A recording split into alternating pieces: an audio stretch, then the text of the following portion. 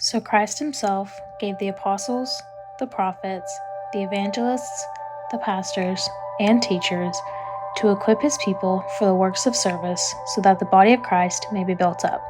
Ephesians 4:11-12. After 47 years of ministry and 28 years as head pastor at First Baptist Hot Springs, John McCallum is retiring at the end of 2023. John grew up in the Presbyterian Church, where he always knew Jesus and what it looked like to follow Christ. Still, he never took his faith seriously until he began attending the Baptist Church with his now wife, Dana McCallum. While attending that church, John began to take up an interest in ministry, but didn't fully see it as his calling until the Lord moved through him during the summer of 1974. Ever since that moment, John has never doubted his calling. In 1995, John was hired to become the head pastor at First Baptist Church Hot Springs. Through his work these past 28 years, John has impacted hundreds of lives, traveled the world to spread the gospel, and reflected Jesus greatly by showing the church what living a Christ-centered life looks like.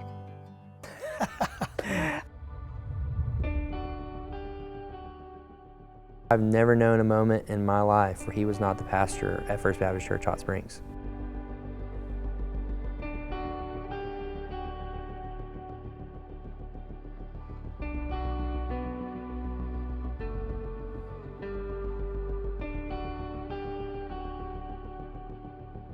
Of course, I met John and a group of pastors, and he is someone who captivates people to begin with. When I can't tell you how many times that I have met people before a service and they've just moved to Hot Springs. And they said, we're just looking for a church, so we wanted to join. And after service, John's available out there in the sanctuary, in the foyer, and they meet him, and then they'll catch me before they leave and said, we've made our decision. That's the pastor we want. He has taught the church who the Lord is. He's shown him his heart. He's led the church in sharing the gospel with our city and with the nations, and he's worked hard every week to bring a good sermon. He studied the Word and he's taught the Bible faithfully, and so I think he's grown disciples of Christ for 28 years. The church called me to come, but I told them, I said, I don't know if I'm going to know for sure. So I didn't, I wasn't sure that day. I didn't tell them that day in 95. And I said, I don't think I can do this. I don't think I can come. So I thought it was settled, but it really wasn't settled because my wife was like, I think you're misreading the Lord here. And so I kind of asked the Lord about a month after that. I said, if I'm supposed to go, I need this to happen. And what I asked to happen happened without me manipulating it in any way. So I said, okay, God, I get the message. I don't really want to go, but I'll go. And we came, and it's the best thing that's ever happened to my family or to me. I think he's ready. I think there were times where I think he wasn't sure if he was going to be at this point, but now that we've come to it, I believe that he's ready to let the Lord find the next person for him, and he's excited to see who that will be and how that person will be used by the Lord to further this church.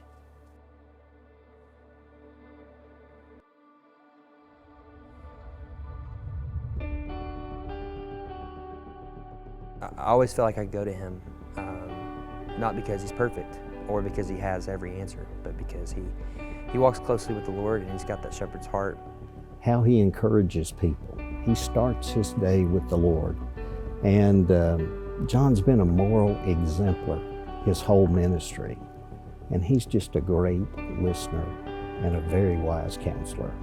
It's just a testimony of how the Lord can take a kid from a broken home and with a lot of pain in his life in his early years and redeem that life to do something for the kingdom, something for God. So just the grace of the Lord that he would use me. When I think about being a pastor, I can't help but think of him. I plan to interim pastor and I plan to do more teaching. I get to teach some now, and I plan to do more of that, and I plan to do some more writing. What I'm doing is I'm kind of stepping away after, since 1975, however many years that is, working in the church and working as a lead pastor for 42, going on 43 years. I'm older, and I need to step away from the daily stresses.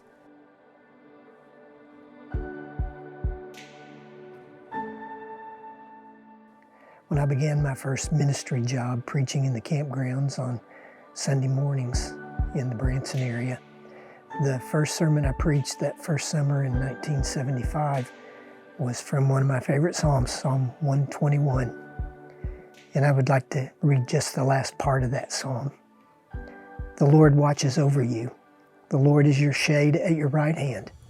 The sun will not harm you by day, nor the moon by night. The Lord will keep you from all harm. He will watch over your life. The Lord will watch over your coming and going, both now and forevermore.